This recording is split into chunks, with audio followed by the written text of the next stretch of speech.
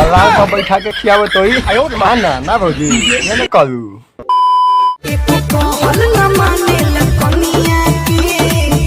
तो का हाल बा भाइयों, ठीक बा। तो आज हम भोजपुरी में पहली बार बात करे वाला तानिया झा के बारे में, सॉरी तानिया झा के बारे में। वीडियो में शुरू से लास्ट तक बनल लोग, चैनल में पहली बार आए बार तो सब्सक्राइब कर दो और देखो तनी आगे।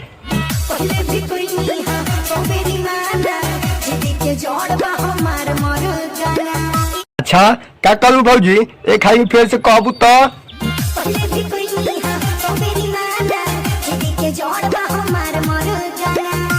अच्छा तो पहले भी कहू हमाना जिद्दी के जल बारे तो हम मर्दाना तो दलाल बैठा के खियावे तो ही माना ना भौजी ये न करू।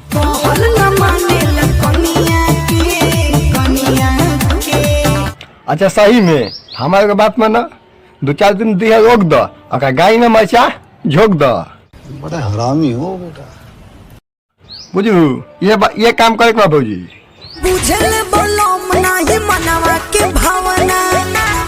हाँ भौजी हम तो भावना के समझी इनका कर शादी करके रही बा पटक के करबे करी, ठीक बा भाई। वीडियो खाली मनोरंजन का देवा क्योंकि अपना दिल पे ना देवे के बा, ठीक बा।